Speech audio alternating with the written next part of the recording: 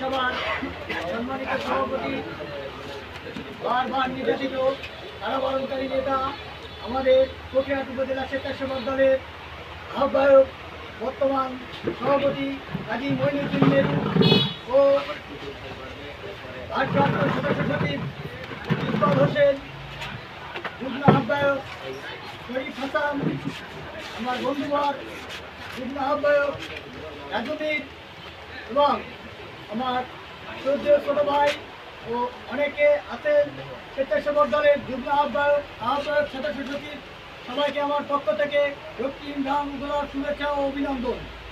সবাইকে একটি কথাই বলবো যে ফকিরহাট উপজেলা স্বেচ্ছাসেবক দলের বর্তমান যে নেতা আছে তার নেতৃত্ব যদি কেউ মেনে নিয়ে দল করতে পারে তাহলে স্বেচ্ছাসেবক দল করতে পারবে, নইলে সে ইস্তফা দিয়ে দল থেকে বহিষ্কার হোক, আর না হইলে তার দল করার করে মানে নাই। সে যেখানেই প্রোগ্রাম করবে আমরা সেখানেই প্রস্তুত, সে যদি মাঠে জঙ্গলে যেখানেই করবে আমরা স্বেচ্ছাসেবক দল সবসময় তার পাশে আছি এবং আগামীতে থাকবো থাকবো থাকবো। যখন যেখানেই বলবে, খুলনায় হোক বাগেরহাট হোক, যেখানে যেতে বলবে আমরা তার নেতৃত্বে দল করতে প্রস্তুত আছি। আশা করি আমরা যে যুগ্ম আহ্বায়ক আছি ফকিরহাট উপজেলার, আরও যদি কোনো সমস্যার সুবিধা হয় সবাই আমাদের পক্ষে থাকবেন। সবার পক্ষে থেকে অন্তত আমি, আমার সভাপতি, সদস্য সচিব, যুগ্ম আহ্বায়ক যারা আছে সবাই আপনাদের পাশে থাকবো।